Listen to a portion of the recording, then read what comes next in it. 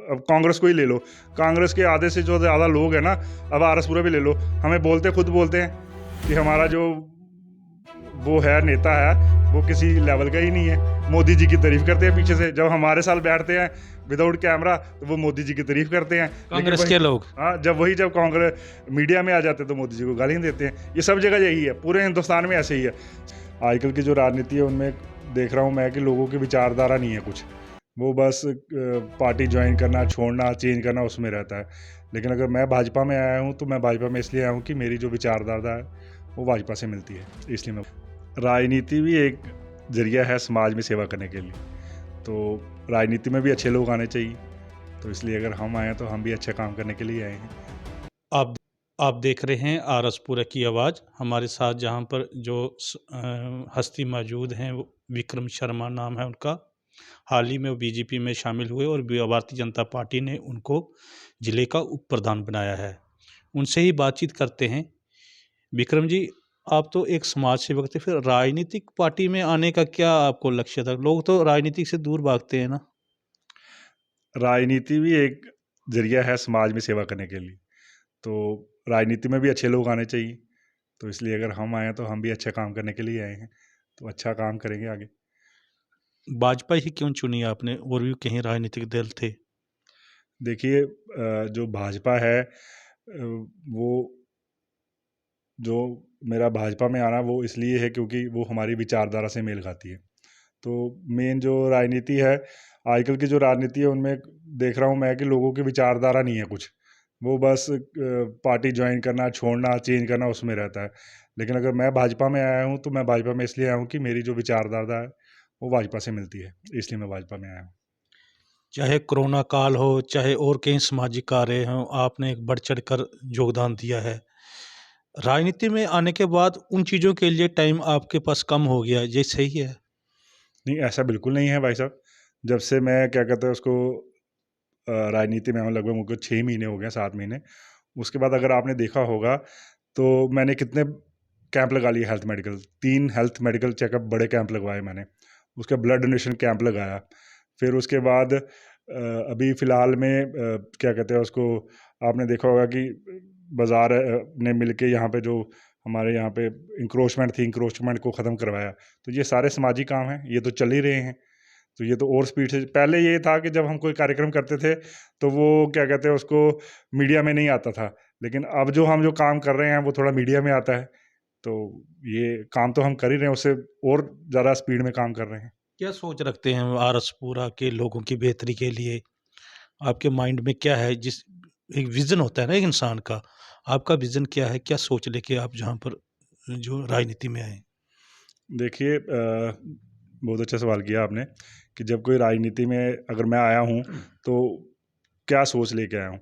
Actually जो मेरी राजनीति में आने की सोच ये है कि एक लोगों में अच्छा, समाज में एक अच्छे लीडर का नैरेटिव पैदा हो कि कैसे हम समाज को अच्छी तरह जोड़ सकते हैं, आरएसपुरा को कैसे जोड़ के रखें, आरएसपुरा के जो छोटे छोटे मुद्दे हैं जैसे जो सिविल सोसाइटी को उठाने चाहिए, वो सारे मुद्दे हम एक राजनीतिक प्लेटफॉर्म पर उठाएं।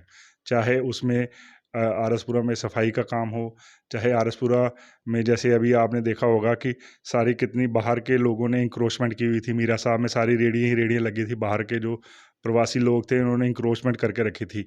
तो वो एक हमारे आरएसपुरा में अब आने वाले टाइम में वो एक क्या कहते हैं उसको, लॉ एंड ऑर्डर खराब करने वाली पोजीशन भी बन सकती थी उसमें। उनका कोई रिकॉर्ड नहीं था, कोई पुलिस नहीं, रिकॉर्ड हाँ, नहीं था। क्योंकि उनकी ना कोई वेरिफिकेशन थी ना कुछ था। तो ये हमने एक एडमिनिस्ट्रेशन को अपने साथ लेके उनको बार बार मिलकर हमने कहा कि इनकी वेरिफिकेशन होनी चाहिए। आपने देखा हमारे आरएसपुरा बाजार में भी कई लोगों ने ऐसे दुकानें किराए पे दी हुई हैं जिनकी कोई वेरिफिकेशन नहीं है। आज की डेट में अगर पता ही नहीं है, कोई बंदा मर्डर करके चला जाए, कुछ पता ही नहीं है। बिल्कुल कुछ पता नहीं है कहाँ से आया है, कौन है, उसका कोई रिकॉर्ड नहीं है, ना ही पुलिस डिपार्टमेंट में रिकॉर्ड है। लीगली ये है, एक डीसी ने नोटिस भी निकाला हुआ है कि जो भी कोई बाहर से कहीं आता है तो जो टेनेंट है, जो मालिक है, उसके पास उसका रिकॉर्ड होना चाहिए, वेरिफिकेशन होनी चाहिए और पुलिस स्टेशन से वेरिफिकेशन होनी चाहिए। अभी आरएसपुरा में बहुत लोगों ने ऐसे दुकानें दी हैं, रेडियाँ लगा रहे हैं जिनकी कोई वेरिफिकेशन नहीं है। ये हमारे लिए कल को कोई समस्या बन जाए, कल को कोई चोरी करके भाग जाएगा, मर्डर करके भाग जाएगा, कुछ करेगा, हम कहाँ उनका पता करेंगे। तो हम अगर आरएसपुरा में रहते हैं तो अगर मेरा मानना ये है कि अगर मैं आरएसपुर में रहता हूँ तो मेरी भारत माता जो है वो आरएसपुरा ही है। तो अगर मैं पूरे विश्व का चिंतन तो कर सकता हूँ, पूरे भारत का चिंतन तो कर सकता हूँ, लेकिन मेरी जो कर्म भूमि है वो आरएसपुरा ही है। तो मैं आरएसपुरा को भारत माता मानता हूँ।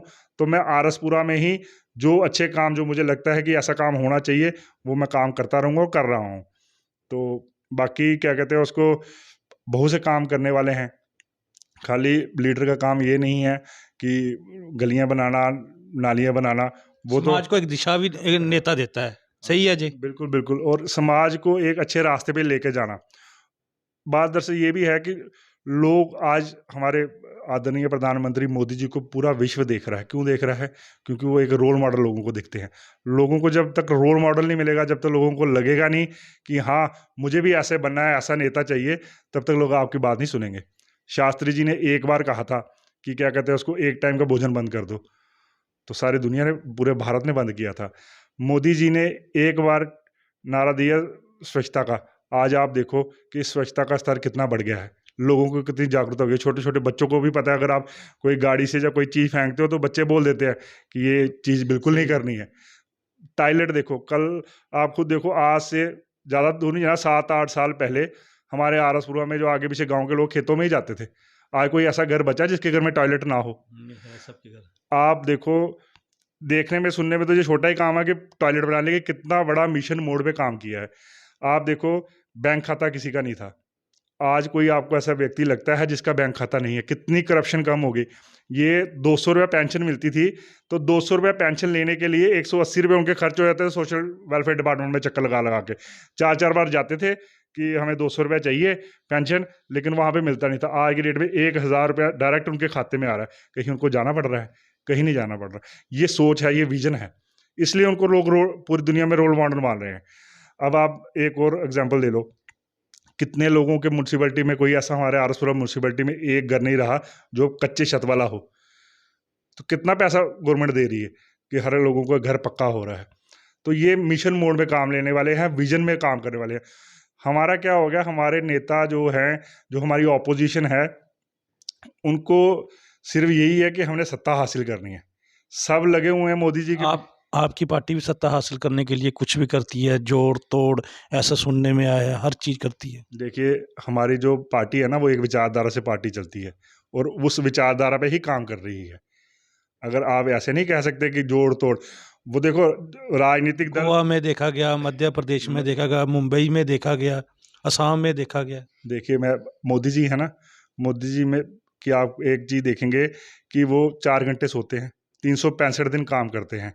लेकिन जब वो 5 साल में अगर 1 साल कभी इलेक्शन आता है, तो 1 महीना एनर्जी लगाते हैं। क्यों लगाते हैं? कि देखिए, अगर सत्ता होगी तभी आप अच्छे काम कर सकते हो। ये जितनी स्कीमें आई हैं, वो इसी पहले भी आ सकती थी, लेकिन क्यों नहीं आई? क्योंकि इतना विज़न नहीं है। अगर विज़न है और आपके पास सत्ता नहीं है, तो तब भी आप कुछ नहीं कर सकते। तो अगर आपने काम करना है तो आपको सत्ता में आना पड़ेगा। सत्ता में आना पड़ेगा तो एट लीस्ट आपको एक मेजॉरिटी चाहिए होगी। तो वो, उसमें मुझे कोई बुराई नहीं लगती है। अच्छा, खरीद-फरोख्त कोई नहीं, बुराई नहीं, नहीं नहीं, है। नहीं, खरीद-फरोख्त वाला तो काम है ही नहीं है। मैं तो इसको बिल्कुल नहीं मानता कि कोई भारतीय जनता पार्टी कोई ऐसा काम करती है। ऐसा बिल्कुल नहीं है। और हाँ, अब देखो, कभी क्या होता है कि दूसरी पार्टी जो है, उनके लोगों को भी लगता है कि हम, अब कांग्रेस को ही ले लो। कांग्रेस के आधे से जो ज़्यादा लोग हैं ना, अब आरएसपुरा भी ले लो, हमें खुद बोलते हैं कि हमारा जो वो है, नेता है, वो किसी लेवल का ही नहीं है। मोदी जी की तारीफ़ करते हैं पीछे से। जब हमारे साथ बैठते हैं विदाउट कैमरा, तो वो मोदी जी की तारीफ़ करते हैं। लेकिन कांग्रेस वही, के लोग। हाँ, जब कांग्रेस मीडिया में आ जाते हैं तो मोदी जी को गालियाँ देते हैं। ये सब जगह यही है, पूरे हिंदुस्तान में ऐसे ही है। सबको पता है कि मोदी जी का कोई मुकाबला नहीं है हमारे प्रधानमंत्री जी का। बस अब ये है कि उनके पास कोई और चारा नहीं है, या उनकी मजबूरी मैं कह सकता हूँ। तो ये इसलिए। विक्रम जी, आप राजनीति में आए, अपनी महत्वाकांक्षा है कि मैं टिकट लड़ूँ, एमएलए बनूँ, ऐसा कुछ है आपके पास? भाई साहब, ये मैं, अगर आप मेरा पिछला कैरियर भी जानते होंगे तो आप आरएसएस से ताल्लुक़ रखते हैं, जहाँ तक मैंने सुना है। मैं मुझे 30 साल हो गए हैं, ठीक है? और 14-15 साल हो गए मुझे एक्टिवली सोशल वर्क करते हुए।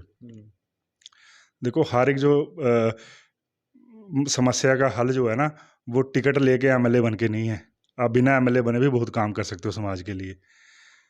टिकट देना, नहीं देना, वो अगर आप ये सोच के चलोगे कि आज मैं भाजपा में आया हूँ तो मैं टिकट लेके तो एमएलए बन जाऊँगा, तो ये बिल्कुल गलत है। तो फिर उसके लिए तो फिर राजनीति में बिल्कुल नहीं आना चाहिए। हाँ, आप ये लेके चलो कि मैं काम करूँगा, ऊपरला नेतृत्व जो है हमारा, वो पहचान करेगा कौन कैसा काम कर रहा है और उसको टिकट मिलेगी। आपको एक और चीज़ बता दूँ, यहाँ पे कांग्रेस, आम आदमी पार्टी या दूसरा वाला सिस्टम नहीं है कि जो पैसे से दे के टिकट मिल जाती है, जब हो जाता है। यहाँ पे कार्यकर्ता को देखते हैं कि कार्यकर्ता कैसा है और संगठन तय करता है। आज बड़े से बड़े नेता के पास भी चले जाओगे, वो कभी नहीं कह सकता कि मैंने टिकट पे इलेक्शन लड़नी है, मैं टिकट ले लूँगा। ऐसा कुछ नहीं है, संगठन तय करता है। जिसको संगठन तय करता है, फिर बाकी जितने भी जो लोग होते हैं, उसके पीछे काम करते हैं। तो हमने शुरू से ही, बचपन से ही संगठन के साथ हिसाब से ही काम करना सीखा है। तो जो संगठन तय करेगा, हम वैसे काम करेंगे। बाकी मेरी खुद की कोई ऐसी वो नहीं है इच्छा कि मैं एमएलए बनूँ या टिकट करूँ। मैं बिना एमएलए बने भी अच्छा काम कर रहा हूँ और आगे अच्छा काम करता रहूँगा। जी। अच्छा, जो अपने जो लोग हैं, जो आपके समर्थक हैं, उनको क्या मैसेज देना चाहते हैं आप? देखो, मैं यही कहूँगा कि मैं फिर वही कहूँगा कि हम आरसपुरा में रहते हैं, तो हमारी जो भारत माता है, वो हमारी आरसपुरा है। तो हम आरसपुरा के लिए इकट्ठे रहें। हम जो सोशल मुद्दे हैं, देखो, राजनीति करनी है, मैं भी राजनीति में हूँ और भी राजनीतिक दल है मैं एक ऐसा शख्स होऊंगा भाजपा में जिसके आरसपुरा में सभी राजनीतिक जो दल वाले हैं वो मित्र हैं, सब मेरे दोस्त हैं। मैंने किसी से नहीं बिगाड़ी है और मैं सबसे अच्छी तरह मिलता हूँ। लेकिन विचारधारा पे कोई कॉम्प्रोमाइज़ नहीं है। विचारधारा हमारी एक ही है और मैं ये कहूँगा कि आरएसपुरा जो हमारा समाज है, वो सोशल मुद्दों में आरएसपुरा की भलाई के लिए एक ही प्लेटफ़ॉर्म पे होके काम करें। राजनीति करनी है, आप करो, लेकिन जो आरएसपुरा की बेटरमेंट के लिए हमें एक ही प्लेटफ़ॉर्म रखना चाहिए और एक साथ होके मिल के काम करना चाहिए। यही मेरा संदेश है। ये थे विक्रम शर्मा जी, भारतीय जनता पार्टी के उप प्रधान जिले के, और इनके साथ हमने कई आरसपुरा के जो मुद्दे थे जो जुड़े, उनसे बातचीत की और इनकी ये राय जानने की कोशिश की कि ये राजनीति में क्यों आए हैं। और इसके अलावा इन्होंने एक साफ तौर पर एक बात कही कि वह आरसपुरा लोगों के लिए बेहतरी के लिए काम करना चाहते हैं, ना कि उनकी टिकट लेने की मंशा है। मुकेश रैना, आरसपुरा की आवाज़। आरएसपुरा की आवाज आपके साथ, हमारे साथ आप बने रहें। नमस्कार।